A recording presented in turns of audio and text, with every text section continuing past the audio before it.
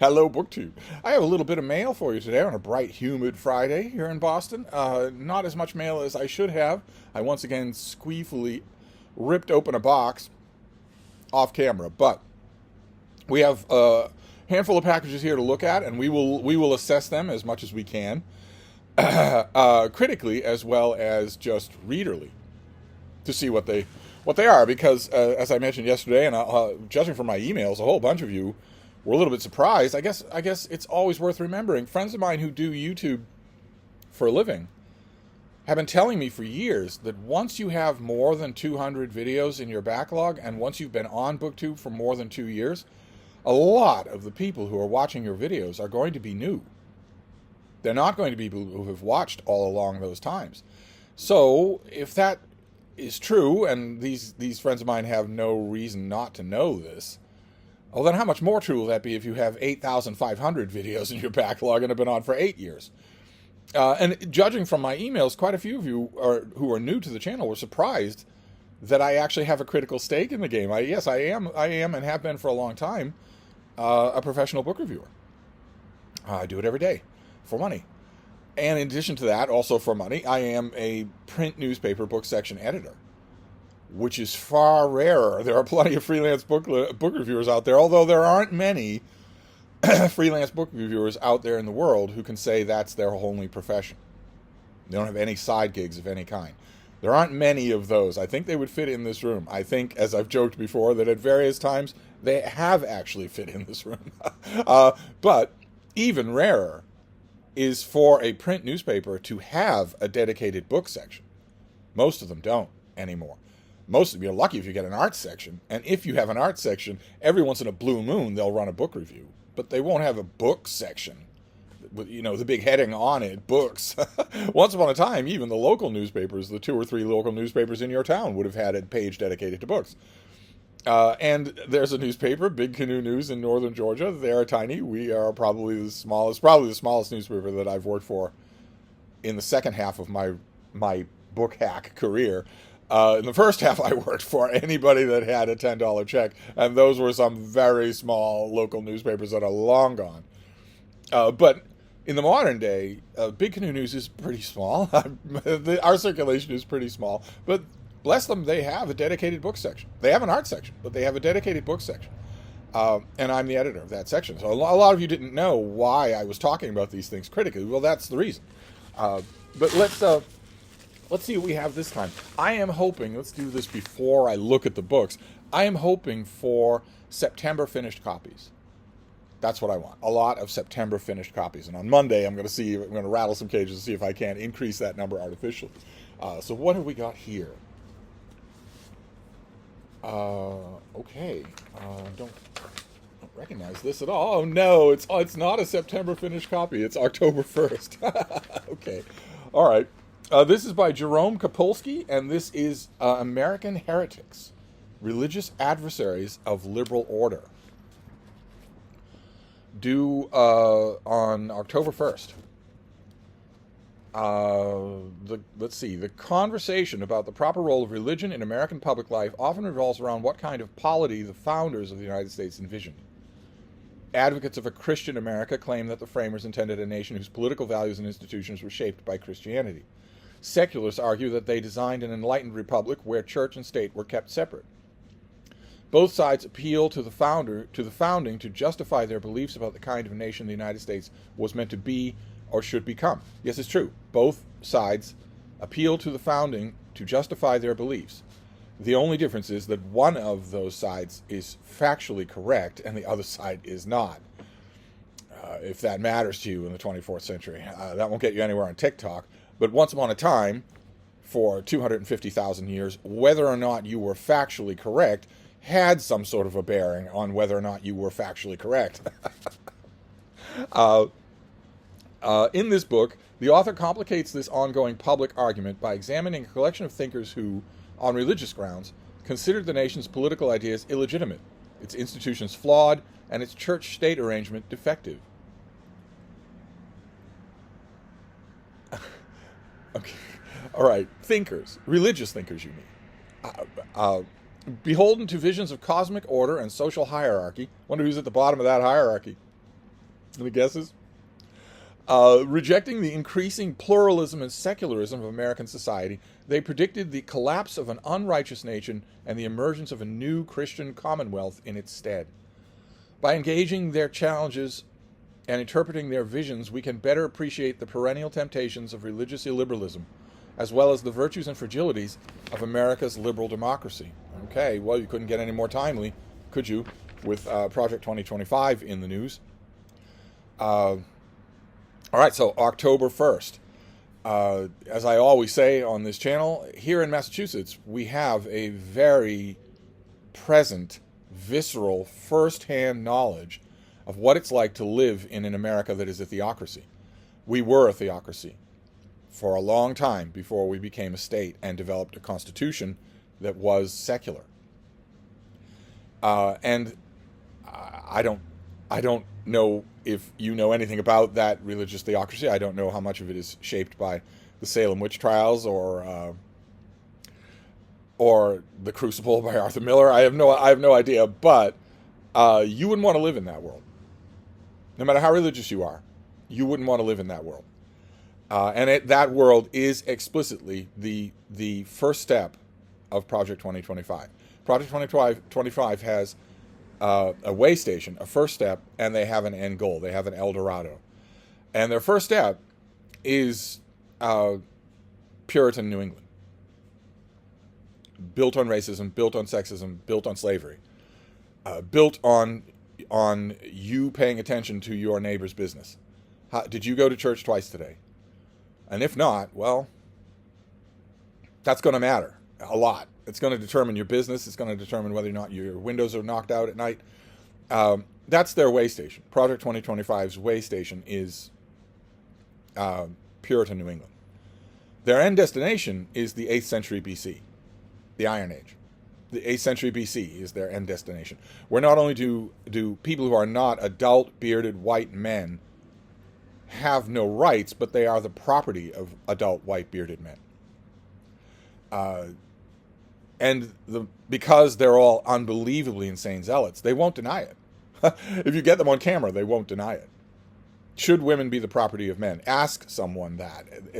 Pundits never do, because the Fourth Estate, the American press, is actively colluding with the fascism that's trying to take over this country. The Fourth Estate deserves to be tried in seriatim, just every single one of them. They are all lickspittle. The mainstream press is all lickspittle collaborators with fascism for ratings. So they won't ever ask that question. They won't say, should women be the property of men, to some person they know is a proponent of Project 2025. If they did, the answer would, in a sane world, make headlines, because that proponent would say yes. They won't lie about it. They think God is watching. Their God is Trump. But they think he's always watching is the number one tenet of their religion.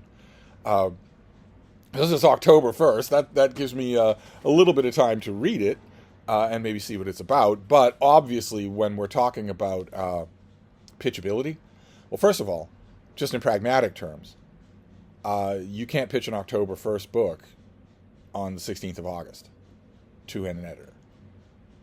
You might be able to do it to a more tightly controlled, more low stakes, less hands in the cookie jar operation, like, for instance, Open Letters Review. But you couldn't do it to a mainstream venue, because they've already got it. It's the third week in August. They've already got their October coverage laid out. But let's say you'd got an advance copy of this thing months ago, which I don't know if I did. I don't remember if I did or not. If you got an advance copy in July, then you could pitch it, but the question then would be, who do you pitch it to, and how do you pitch it? There are a whole bunch of, in America and in England, there are a whole bunch of religious publications that have articles and features and whatnot, and in the back of most of those publications, there are book reviews. The more specialized the publication, probably the more in-house, the more friendly they're going to be with a small coterie of reviewers, so that breaking in will probably be unrealistic. But that's going to be your best bet. Pitching something like this to a mainstream venue, they're probably not going to want to touch it. So, adjust your expectations accordingly, but they're probably not going to want to touch it. So let's see what this next one is. Oh no. Oh no. All right, this is another copy of American Heretics. Okay, so we have 2 copies of this thing. That's all right. That's just a mistake. These things happen. Let's hope that these aren't all American Heretics, because that would be really bad. No, this next one is an advanced copy of some kind. Let's see. This is the folks at Melville House. This comes out late September. Okay, so this is by Ron Rosenbaum, and it is called In Defense of Love, an Argument. And it's got an out-of-focus, blurry heart on the cover there. In a work of ambition and brio, legendary journalist Ron Rosenbaum tackled his hardest topic yet, everyone's favorite 4-letter word. He begins by investigating the neuroscience of love, arguing that our understanding of love is imperiled by quantification and algorithms, which distill our behavior into mathematical formulas, our personality into brain chemical categories, and our curiosity into quiz questions. The very capacity that makes us human, Rosenbaum posits, is being taken over by numbers. Okay, well, your personality is brain chemical categories. And what else you would expect it to be? Meteorites? It is brain chemical combinations, but everyone's favorite 4-letter word? Oh, in the Donahue family, that's wine, and among my own people, that's food. Love comes way down the list. Because also, in my own people, food is way up higher on the list, and so is play. But anyway, to save it, he turns to literature and pop culture, discussing writing about love from a vast range of sources, including Tolstoy novellas. Okay. Tolstoy did love, but only animals, only horses, not humans. He never loved a human. Trailblazing Updike manuscripts. Oh my God. Updike. You're going to Updike for love. Okay, all right. David Foster Wallace. Okay, fantastic. Great. And Chrissy Hind. Part of love's essence is its mystery, says Rosenbaum, and when he eventually finds his own answer to the riddle of love, a happy ending, it turns out in a completely unexpected place. Yeah, I've seen that movie. It had Hugh Grant in it. This book is more than an examination of the intersection of love with literature and science. It's a celebration of the uncanny and the persistent, the sublime and the ridiculous, the inexorable power of love. Okay. Okay, so this is going to be largely flapdoodle, but it could be entertaining flapdoodle, nevertheless. It's due in a month, so again, it's not pitchable, but probably people and genres bigger than I am have received this galley earlier than I did, so maybe it's possible that some editor is thinking, oh, it sounds like fun, and Ron Rosenbaum has a lot of friends in the industry. It's possible that he is, as the saying goes, as the euphemism goes, a friend of the journal. So this could get some reviewing. It'd be too late for you. But let's see. Let's move to this. The last thing here is a box, which is ordinarily encouraging, but this thing is light as a feather. So I don't know how encouraging that's going to be. Let's see here. Okay. All right. So we are a clean sweep. We are all nonfiction this time around. That's good. Ron Rosenbaum reads some crappy fiction, but he doesn't write it. Except that I'm pretty sure that his conclusions about the nature of love are going to be entirely fictitious. But this concludes it. We have one more piece of nonfiction.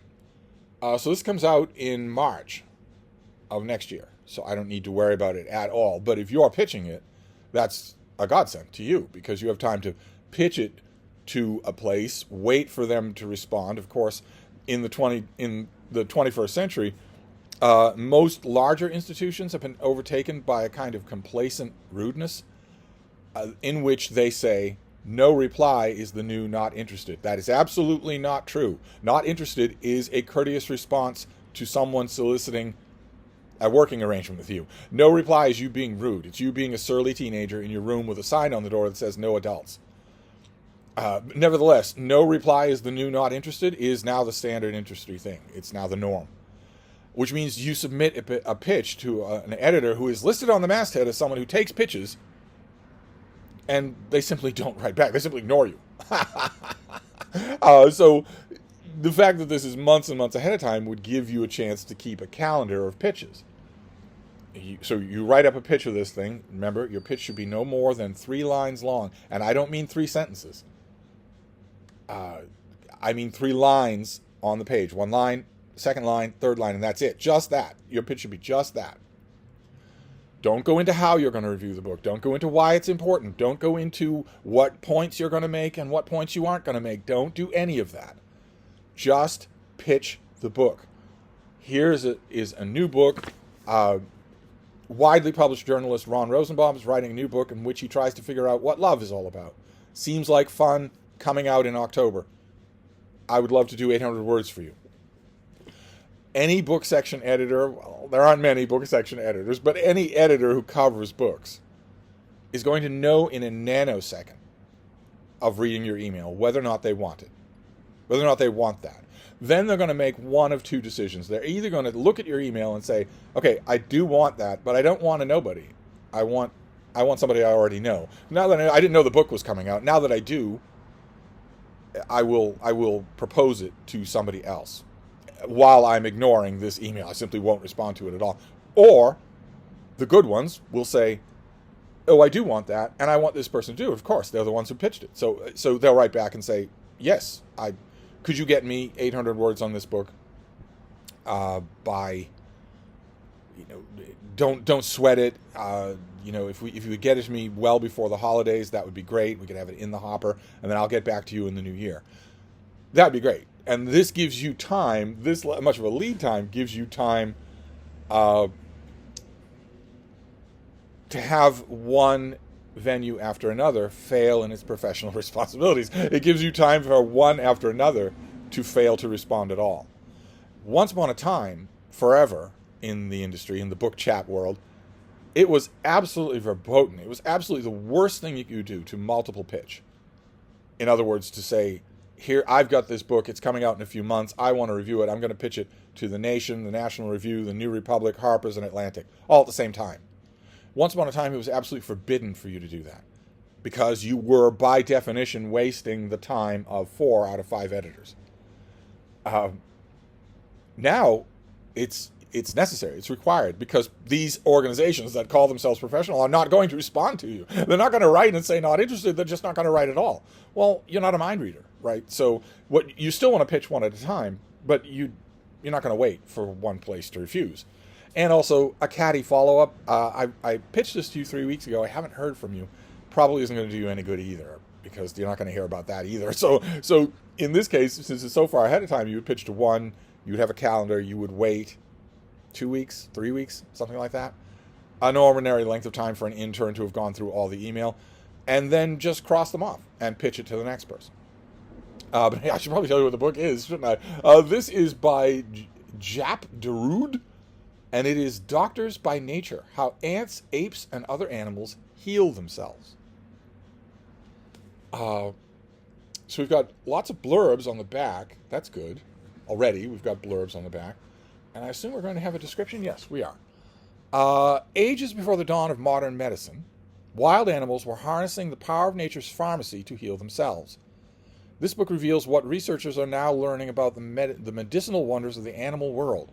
In this visionary book, the author argues that we have underestimated the healing potential of nature for too long, and shows how the study of self-medicating animals could impact the practice of human medicine, with impact as a verb, for the one and only reason that impact has been widely adopted as a verb.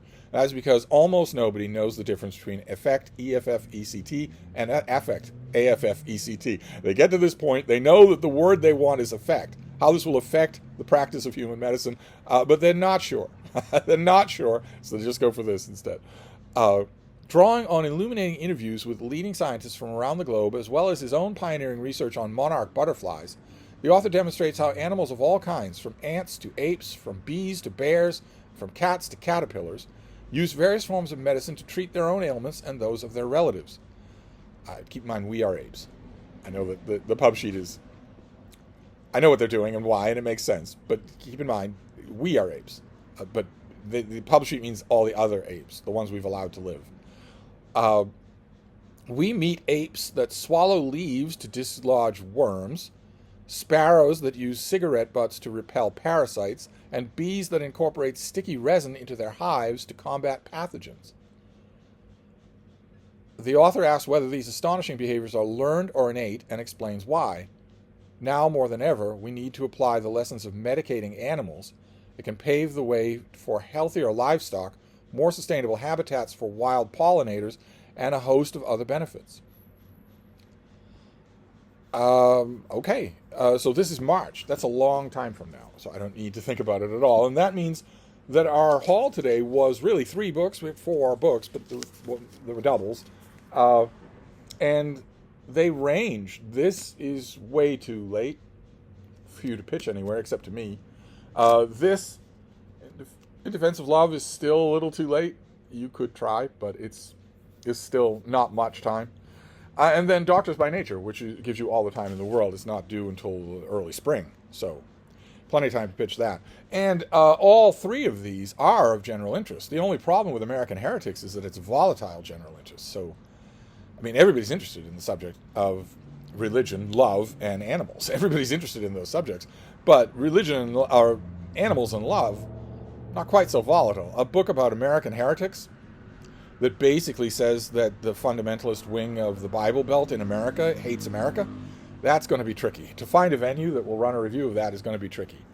Especially a venue that won't muck around with your review. You might get an editor there that wants you to side with the heretics, for instance. But still all interesting, all welcome for a nonfiction. Didn't get any of the September finished copies that I wanted, but maybe they're on the way.